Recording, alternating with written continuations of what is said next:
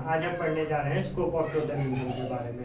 इससे पहले वाले वीडियो में मैंने आपको ग्रॉस टोटल इनकम क्या होता है, कैसे होता है, वो एक्सप्लेन किया था। रेसिडेंशियल स्टेटस भी हमने देख लिया है। अब हम स्कोप ऑफ टोटल इनकम पर बढ़ते हैं। सेक्शन 4 कवर करता है टोटल इनकम के बारे में। सेक्शन 5 हमें बताता है स्कोप ऑफ टोटल इनकम। अब स्कोप होता क्या है, मीन्स अगर मैं कहीं से इनकम जनरेट कर रहा हूँ, ऐसा ज़रूरी नहीं कि सिर्फ मेरे पास क्या हो, इंडियन इनकम ही हो या मैं इंडिया से ही कुछ अर्न कर रहा हूँ। हो सकता है मेरा बिजनेस थोड़ा एक्सपांड हुआ हो या फिर मैं इंपोर्ट एक्सपोर्ट में डील कर रहा हूँ, तो उस केस में मेरे पास फॉरेन इनकम भी आ सकता है। या फिर कोई और भी सिचुएशन हो सकती है, मैंने किसी बाहर वाले को सर्विस दिया है तो मेरे पास फॉरेन इनकम भी आ सकता है। मतलब इनकम मेरे पास दो टाइप से, इंडियन इनकम हो सकता है, दूसरा फॉरेन इनकम हो सकता है। ठीक है, तो अब मुझे देखना है, ये हमने आपको रेसिडेंशियल स्टेटस में भी ये चीज़ें कंसेप्ट एक्सप्लेन किया था, बट यहाँ मैं फिर से आपको एक बार बता दे रहा हूँ कि टोटल इनकम क्या हो सकता है, इंडियन इनकम हो सकता है प्लस फॉरेन इनकम, दोनों का हमारा टोटल इनकम बनेगा। अगर मैं रेसिडेंट हूँ तो मेरे लिए इंडियन इनकम भी टैक्सेबल है as well as foreign income भी टैक्सेबल है। अगर क्या हूँ, मैं रेसिडेंट हूँ तो मेरे लिए इंडियन इनकम भी टैक्सेबल है as well as foreign income भी टैक्सेबल, मतलब मेरा टोटल इनकम यहाँ टैक्सेबल हो जाएगा। बट इन केस अगर मैं नॉन रेसिडेंट हूँ तो मेरे लिए सिर्फ इंडियन इनकम टैक्सेबल होगा, फॉरेन इनकम नॉट टैक्सेबल होगा। अब रेसिडेंट या नॉन रेसिडेंट कैसे प्रूव करते हैं, ये मैंने आपको प्रीवियस वीडियोस में एक्सप्लेन कर दिया है रेसिडेंशियल स्टेटस में। जस्ट मैंने आपको बताया कि इंडियन और फॉरेन इनकम में डिफरेंस क्या है और टैक्सेबल कैसे होता है। रेसिडेंट के लिए इंडियन इनकम भी टैक्सेबल है और फॉरेन इनकम भी टैक्सेबल है। नॉन रेसिडेंट के लिए सिर्फ इंडियन इनकम टैक्सेबल होता है और फॉरेन इनकम नॉट टैक्सेबल होता है। अभी हम आगे देखने जा रहे हैं स्कोप ऑफ टोटल इनकम में क्या क्या कवर होता है। ठीक है, तो अभी स्कोप ऑफ टोटल इनकम हम जब भी देखेंगे तो तीनों के पॉइंट ऑफ व्यू से देखेंगे।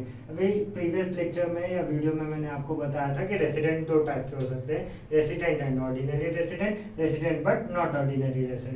अगर सामने वाला बंदा रेसिडेंट प्रूव नहीं होता तो वो एनआरआई हो जाएगा directly, that is non resident in India. अब हम तीनों के पॉइंट ऑफ व्यू से देखेंगे कि हमारे लिए क्या टैक्सेबल है या क्या नॉट टैक्सेबल है। तो आप इनकम दो जगह से जनरेट कर सकते हो, इंडियन इनकम भी हो सकता है, फॉरेन इनकम भी हो सकता है। अब इंडियन इनकम में अगर income received in India, means ऐसा कोई भी इनकम जो आपने इंडिया में रिसीव किया है, फर्स्ट टाइम आपका रिसिप्ट कहाँ पे है, इंडिया में है, उस केस में ये क्या होगा, तीनों के लिए टैक्सेबल हो जाएगा। रेसिडेंट एंड ऑर्डिनरी रेसिडेंट के लिए भी टैक्सेबल हो जाएगा, तो मैं टैक्सेबल के लिए टिक कर रहा हूँ और नॉट टैक्सेबल के लिए मैं क्रॉस कर दूंगा। तो यहाँ पे फर्स्ट सिचुएशन में इनकम जब आप इंडिया में रिसीव कर रहे हो, वेदर रिसीव्ड इन इंडिया और outside India, means first time जब आप इंडिया में रिसीव कर लोगे तो वो तीनों के लिए क्या हो जाएगा, टैक्सेबल हो जाएगा।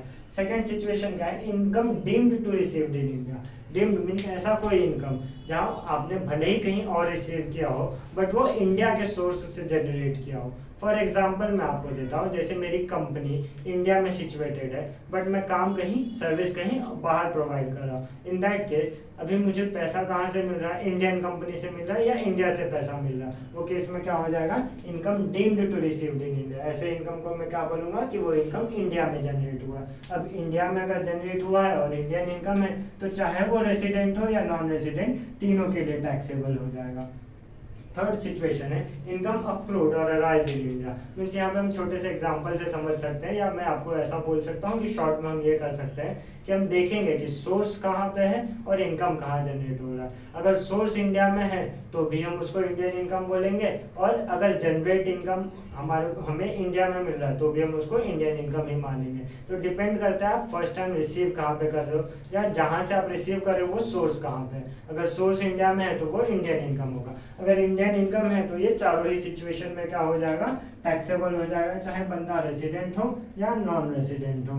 तो हम चारों ही सिचुएशन में देखेंगे तो इंडियन इनकम क्या है, रेसिडेंट के लिए भी टैक्सेबल है और नॉन रेसिडेंट के लिए भी टैक्सेबल है। बट अगर हम फॉरेन इनकम पे आते हैं तो हमें सिचुएशंस देखना पड़ेगा। Income accrued and received outside India from business और प्रोफेशन कंट्रोल्ड फ्रॉम इंडिया। ठीक है, अब ये क्या होता है, जैसे फॉर एग्जांपल मैंने इनकम भी बाहर जनरेट किया है और पैसा भी मैं बाहर ही रिसीव कर रहा हूँ, तो बोलोगे सर ये तो फिर फॉरेन इनकम हुआ, इस पे हम इंडिया में क्यों टैक्स भरेंगे। तो ऐसा नहीं है। अगर ऐसा कोई भी बिजनेस है जिसका main place of effective business management हम बोल सकते हैं, जो मेन डिसीजंस होते हैं वो कहाँ पे लिए जा रहे हैं, इंडिया में लिए जा रहे हैं, या उसका मेन ऑफिस कहाँ पे है, इंडिया में है, वैसे केस में हम उसको क्या बोलेंगे, इंडियन इनकम ही बोलेंगे। ठीक है, Indian income in the sense वो आप रिसीव भी बाहर कर रहे हो और आपने जनरेट भी बाहर किया, बट वो कंपनी कहाँ से ऑपरेट कर रही है, इंडिया से ऑपरेट कर रही है। तो उस केस में क्या होगा, जो हमारे लिए रेसिडेंट है उनके लिए तो टैक्सेबल हो जाएगा, बट जो नॉन रेसिडेंट है उनके लिए क्या होगा, नॉट टैक्सेबल होगा। सॉरी, जो रेसिडेंट है उनके लिए टैक्सेबल होगा और जो नॉन रेसिडेंट है उनके लिए क्या होगा, नॉट टैक्सेबल होगा। सिक्स्थ कंडीशन है income accrued and received outside India. अब यहाँ पे आप इनकम जनरेट भी बाहर कर रहे हो, रिसीव भी बाहर कर रहे हो, और यहाँ ऐसा कोई क्राइटेरिया नहीं है कि उसका इफेक्टिव मैनेजमेंट कहाँ से हो रहा है, ठीक है, मीन्स वो कंपनी भी बाहर ही है। वैसे केस में क्या होगा, सिर्फ R&OR के लिए टैक्सेबल होगा, बाकी दो जन के लिए नॉट टैक्सेबल होगा। सेवेंथ कंडीशन है past untaxed profit or income brought or remitted in India during previous year। Means ऐसा कोई इनकम जो आपने जनरेट पहले किया था उस पर शायद आप पहले टैक्स भी भर चुके हो, बट क्या हो रहा है, आप अपने प्रीवियस ईयर में उसको इंडिया रेमिट या ट्रांसफर कर रहे हो। इन दैट केस वो तीनों के लिए ही क्या होगा, नॉट टैक्सेबल होगा। यहाँ पे हमने देखा कि अगर आपका इंडियन इनकम है तो तीनों ही कंडीशन में, resident and ordinary resident, resident but not ordinary resident या NRI, वो सबके लिए क्या है, टैक्सेबल है। तो इन शॉर्ट हम ऐसा बोल सकते हैं इंडिया हमेशा ही क्या होगा, टैक्सेबल होगा। तो आपको याद जो रखना है वो मेन यहाँ से आता है। यहाँ से आपको याद क्या रखना है, फिफ्थ सिचुएशन में अगर फॉरेन इनकम है तो इनकम अक्रूड और रिसीव्ड आउटसाइड इंडिया, मीन आपका इनकम जनरेट भी बाहर हो रहा है, आपने रिसीव भी बाहर किया है, बट इनकम का सोर्स कहाँ पे है, place of effective management India में है। उस केस में सिर्फ R&OR, R but NOR means resident के लिए टैक्सेबल है और नॉन रेसिडेंट के लिए टैक्सेबल नहीं है। सिक्स्थ कंडीशन हमें ये देखना है कि इनकम आप रिसीव भी बाहर कर रहे हो, जनरेट भी बाहर कर रहे हो, उस केस में सिर्फ R&OR के लिए टैक्सेबल है, बाकी दो के लिए नॉट टैक्सेबल। और सेवेंथ, ऐसा कोई इनकम जो आपने जनरेट बाहर किया है और शायद आपने उस पर पहले टैक्स भी भर लिया, बट करंट ईयर में मीन्स हमारे जो प्रीवियस ईयर है उसमें सिर्फ आप इंडिया में रेमिट कर रहे हो, उस केस में वो क्या हो जाएगा, तीनों के लिए ही नॉट टैक्सेबल हो जाएगा। इन केस ये तो हमारे इंडिविजुअल के लिए है, बट एक्स्ट्रा इन्फॉर्मेशन के लिए चाहिए तो आप ये भी जान सकते हैं। इन केस अगर आपका HUF है तो कर्ता पे डिपेंड करता है कि वो कहाँ का रेसिडेंट प्रूव होता है, कर्ता के बेसिस पे क्या होगा, आपको ये टैक्सेबल या नॉट टैक्सेबल डिसाइड करना होगा in case of HUF। But at BCom level आपको सिर्फ इंडिविजुअल के लिए अप्लीकेबल है।